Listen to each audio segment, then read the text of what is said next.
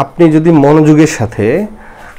মনোযোগের সাথে আপনার সন্তানকে এক মাস পর্যন্ত ভাষায় স্বরবর্ণ এবং ব্যঞ্জনবর্ণ কার চিহ্ন সহ প্র্যাকটিস করাতে পারেন, আমার দৃঢ় বিশ্বাস আপনার সন্তান সাবলীলভাবে বাংলা রিডিং পড়তে পারবে 1 মাস।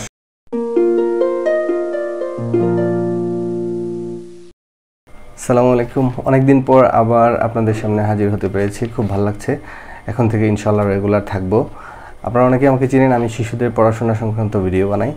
সো আমরা এখন বছরের সেকেন্ড টার্ম পরীক্ষা চলছে, বাংলাদেশের প্রাইমারি স্কুলগুলো এখন দ্বিতীয় সাময়িক পরীক্ষা চলছে, আর একটা টার্ম মাত্র বাকি আছে, তারপরে এই শিক্ষাবর্ষ শেষ। এর মধ্যে যাদের ছেলেমেয়েরা প্রথম শ্রেণীতে পড়ে, আমি তাদের উদ্দেশ্যে এখন কথা বলবো। প্রথম শ্রেণীতে পড়া আমি দেখেছি যে বিশেষ করে সরকারি প্রাথমিক বিদ্যালয়ে 2-3তে পড়েও সাবলীল রিডার, বাংলা ইংরেজি হতে পারে না, মানে সাবলীলভাবে বাংলা ইংরেজি পড়তে পারে না। তার পিছনে আসলে আমাদের অনেকেরই ব্যর্থতা আছে। আমি একজন শিক্ষক হিসাবে আমার ব্যর্থতা আছে, এবং আপনি একজন গার্ডিয়ান হিসাবে আপনারও ব্যর্থতা আছে। আর আমি শিক্ষার্থীকে ব্যর্থ বলতে রাজি না, কারণ ওরা আসলে ওরকম বোঝে না বা মজা পায় না, এই জন্য ওরা পড়তে পারে না, রাইট? সো আমরা কীভাবে শিক্ষক এবং অভিভাবক এবং শিক্ষার্থী খুব মজা করে বাংলা অথবা ইংরেজিটা পড়ে সাবলীল রিডার হতে পারে, এই সংক্রান্ত একটু আলোচনা করব। আমি সম্মানিত অভিভাবকদেরকে একটু দৃষ্টি আকর্ষণ করছি। আমি আপনাদের জ্ঞাতার্থে এই যে এখানে সূচিপত্র আছে, সূচিপত্র এটা হচ্ছে প্রথম শ্রেণী বাংলা সূচিপত্র। এখানে একটু খেয়াল করে দেখেন, আমি একটু ক্লোজ করে দেখাই। এখানে এই যে প্রথমে হচ্ছে বিভিন্ন আমার পরিচয়, এসো রং করি, আঁকি, তারপরে আমি এদিকে যাই, ছড়া টড়া এগুলো বাদ দিয়ে এইখান থেকে আমি একটু দেখাই। এখানে হচ্ছে বর্ণ শিখি, দেখেন এখানে আছে হচ্ছে বর্ণ শিখি, ও আ, প্রতিদিন 2টা করে বর্ণ, রাইট? এই যে 2টা করে অ আ ই ই ও ও, এইভাবে 2টা করে বর্ণ, একটা করে এখানে শুধু একটা বর্ণ, রাইট?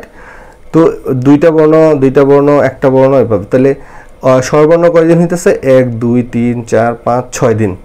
6 দিন যদি আমি স্বরবর্ণ পড়াই, 2টা করে বর্ণ পড়াইতে পারবো না? অবশ্যই 2টা করে বর্ণ পড়ানো, শেখানো এবং এগুলা দ্বারা শব্দ বানানো কোনো ব্যাপারই না, ঠিক আছে?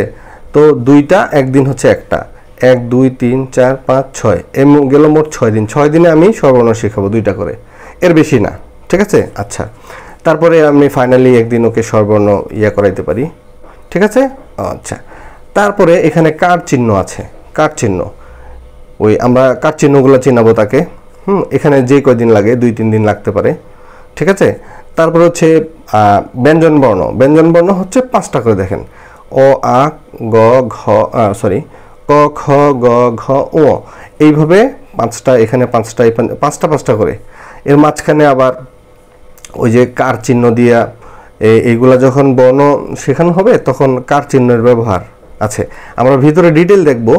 দেখেন এখানে সুন্দর করে 5টা করে বর্ণ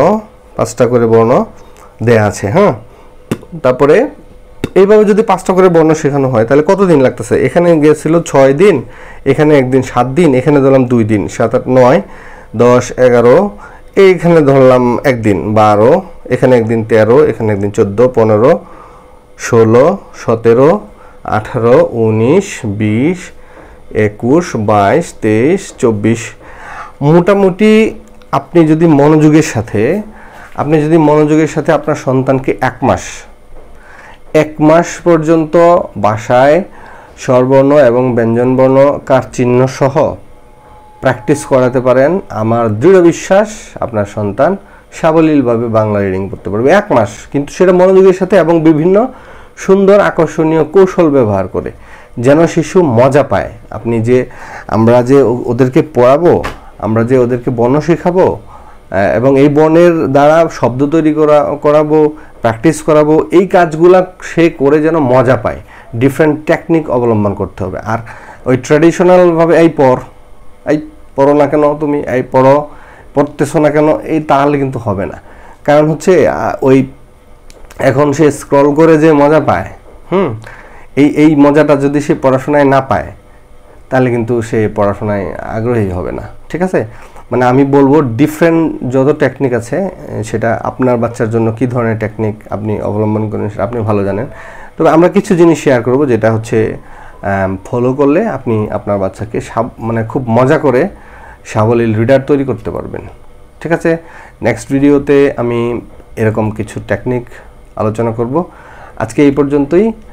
আমার পরবর্তী ভিডিও দেখার জন্য অবশ্যই চ্যানেলটি সাবস্ক্রাইব করে আমার পাশে থাকুন। আল্লাহ হাফেজ।